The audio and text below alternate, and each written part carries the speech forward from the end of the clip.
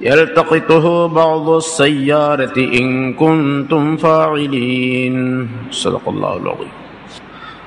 கண்ணியத்திற்குரிய பெரியோர்களே, சகோதரர்களே, அல்லாஹ் தஆலாவுடைய கிருபையால் 703வது வாரமாக தஃப்சீருடைய இந்த தொடர் பயான் ஆரம்பிக்கப்படுகிறது. சூரை யூசுப் என்ற அத்தியாயத்தினுடைய 6 ஆயத்துகள் இதற்கு முன்னால் விளக்கம் சொல்லப்பட்டுள்ளன. யூசுப் அலைஹிஸ்ஸலாம் அவர்களுடைய சம்பவத்தை அல்லாஹ் தஆலா அஹ்ஸனுல் கஸஸ், அழகான சம்பவம் என்பதாக வர்ணித்து சொல்லுகின்றான். பொதுவாக மாற்றான் தாய் மக்கள், ஒரு தந்தை 2 தாய்கள் இருக்கும் பொழுது இருவருக்கும் குழந்தைகள் இருந்தால் ஒருவருடைய குழந்தைகள் இன்னொருவருடைய குழந்தைகளின் மீது பொறாமை கொள்ளக்கூடிய சூழ்நிலை ஏற்படும். நபி யாக்கூப் அலைஹிஸ்ஸலாத்துடைய முதல் மனைவி லையா என்பது அவருடைய பெயர். அவருடைய யாக்கூப் அலைஹிஸ்ஸலாத்துடைய மாமா மகள் தான் அவர். அந்த பெண்ணை திருமணம் செய்திருந்தார்கள். அந்த பெண்ணுக்கு 6 குழந்தைகள், 6 ஆண் குழந்தைகள் பிறந்தன. பெயர்களும் சரித்திரத்திலே சொல்லப்பட்டிருக்கின்றது, தஃப்சீர்களிலே குறிப்பிடுகின்றார்கள். ருவைபீல், ஷம்ஊன், லாவா, யஹூசா, ஜபுவாவில், யஷ்ஜர் என்ற 6 பெயர்கள் அவர். இன்னொரு 4 குழந்தைகள் யாக்கூப் அலைஹிஸ்ஸலாத்துக்கு உரிய அடிமை பெண்கள். அவர்கள் 2 அடிமை பெண்கள் அவர்களுக்கு மனைவியாக இருந்தார்கள். அந்த இருவரின் மூலமாக பிறந்த குழந்தைகள் 4. தான், நஃப்தாலி, ஜாத், ஆசர். இது அந்த மொழியிலே நாம் எப்படி அரபியிலே பெயர் வைத்தால் அது அழகாக தெரிகின்றதோ அதுபோன்று அவரவர்களுடைய மொழியிலே அது அழகான பெயர்கள்.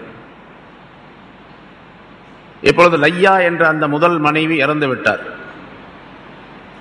இரண்டாவதாக லையாவுடைய சகோதரியை திருமணம் செய்து கொண்டார்கள் ஹஜ்ரத் யாக்கூப் அலைஹிஸ்ஸலாம் அவர்கள்.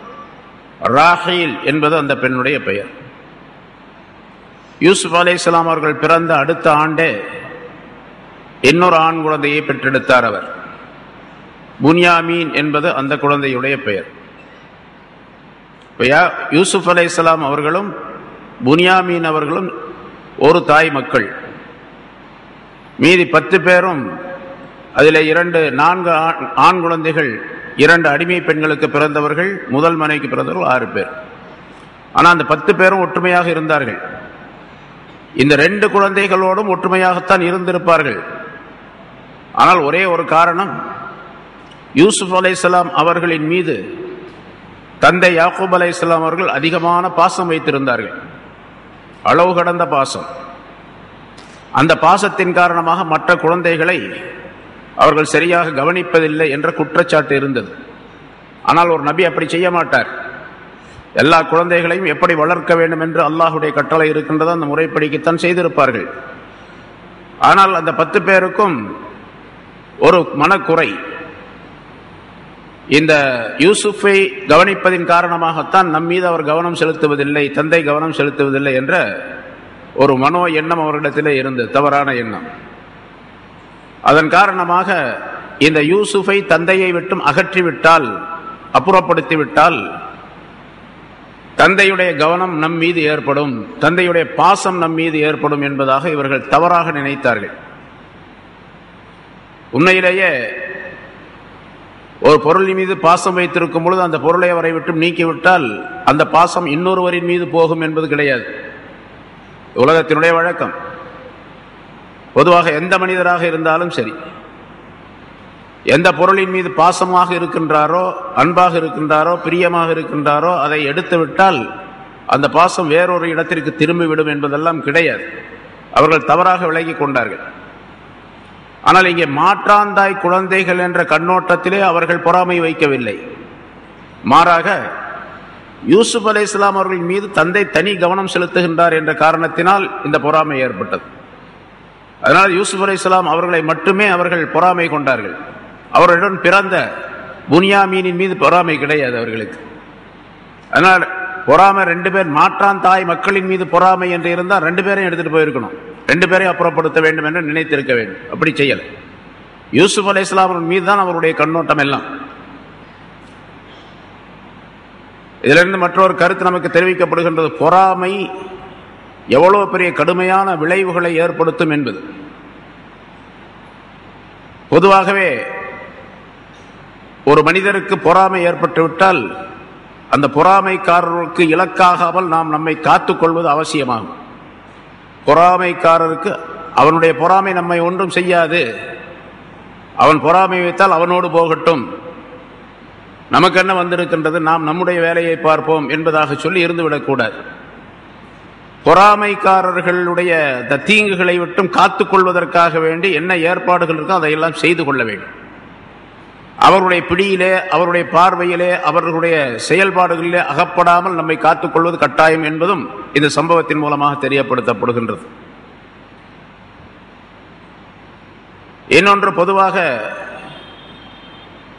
யாக்கூப் அலைஹிஸ்ஸலாம் அவர்கள் அந்த யூசுப் அலைஹிஸ்ஸலாம் கனவு கண்ட பொழுது யாக்கூப் அலைஹிஸ்ஸலாம் சொன்னார்கள், தந்தை சொன்னார்கள், யா புனைய லா தக்ஸுஸ் ருயாக அலா இஹ்வதிக ஃபயகீது லக கைதா, நீ கண்ட கனவை உன்னுடைய சகோதரர்களிடத்தில் சொல்லாதே, அதனால் அவர்கள் பொறாமைப்படுவார்கள், பல சூழ்ச்சிகளை செய்வார்கள் என்பதாக சொன்னார்கள். ஒரு மனிதனுக்கு ஒரு நியாமத்து கொடுக்கப்படக்கூடிய நேரத்தில் அந்த நியாமத் சில மனிதர்களுக்கு பொறாமையை ஏற்படுத்தும். அதனால தான் பெற்றிருக்கக்கூடிய அந்த நியாமத்துகளை மறைப்பது அவசியம் என்பதை அல்லாஹ் தஆலா அந்த ஆயத்தின் மூலமாக தெரியப்படுத்தினார். யாக்கூப் அலைஹிஸ்ஸலாம் அவர்கள் சொல்லுகின்றார், உன்னுடைய கனவு இருக்கின்றதே அது உனக்கு கொடுக்கப்படக்கூடிய மிகப்பெரிய நியாமத், ஒரு பெரிய பாக்கியம், அல்லாஹ்வினால் கொடுக்கப்படக்கூடிய பெரிய பாக்கியம். ஏனென்றால் அந்த கனவுக்கு விளக்கம் தாயும் தந்தையும் 11 சகோதரர்களும் இவர்களுக்கு சஜிதா செய்வார்கள் என்பது அதனுடைய விளக்கம். தாயும் தந்தையும் சேர்த்து சகோதரர்கள் எல்லாம் சேர்ந்து ஒருவருக்கு சஜிதா செய்வது என்று சொன்னால் அவர் எவ்வளவு பெரிய உயர்வான மகத்துவத்திற்குரியவராக இருக்க வேண்டும், எவ்வளவு பெரிய நியாமத்துகளை அல்லாஹ் தஆலா அவருக்கு கொடுத்திருக்க வேண்டும். அப்படிப்பட்ட நியாமத்து கொடுக்கப்படவிருக்கின்றது உனக்கு, அதனால உன்னுடைய சகோதரர்கள்லாம் பொறாமை வைப்பார்கள், நீ அவரிடத்தில் சொல்லாதே என்று சொல்லித் தருகின்றார்கள். ஆனாலும் தெரிந்துவிட்டது. இங்கே ஒரு கருத்து நமக்கு விளக்கப்படுகின்றது. நமக்கு கொடுக்கப்பட்ட ஒரு நியாமத், ஒரு பாக்கியம், அது பொருளாக இருந்தாலும் சரி, அல்லது குடும்பத்தினுடைய வேறு பல விஷயங்களாக இருந்தாலும் சரி, அல்லது ஒரு மனிதனுக்கு கொடுக்கப்பட்டிருக்கக்கூடிய அழகாக இருந்தாலும் சரி, அறிவாக இருந்தாலும் சரி, திறமைகளாக இருந்தாலும் சரி, எதுவாக இருந்தாலும் சரி, அதை பொறாமைக்காரர்களை விட்டு மறைத்து வைப்பது கட்டாயம் என்பது தெரியப்படுத்தப்படுகின்றது. அப்படி மறைப்பதின் காரணமாக பல வெற்றிகள் கிடைக்கக்கூடும் என்பதை அல்லாஹ் தஆலா இதன் மூலமாக தெரியப்படுத்துகின்றான். ஆனால் இங்கே தெரிஞ்சு போச்சு, அந்த பொறாமைக்காரர்கள் பொறாமை வைத்தார்கள், அதனால் பலவிதமான விளைவுகள் ஏற்பட்டன. இருந்தாலும் அந்த விளைவுகள் நடைபெற வேண்டும் என்று அல்லாஹ் தஆலாவுடைய ஏற்பாடு அது அமைந்திருந்தது. ரசூலுல்லாஹி ஸல்லல்லாஹு அலைஹி வஸல்லம் ஒரு ஹதீஸிலே சொல்லுகின்றார்கள், இஸ்தஈனு அலா கலாஇல் ஹவாயிஜி பிகித்மானிஹா,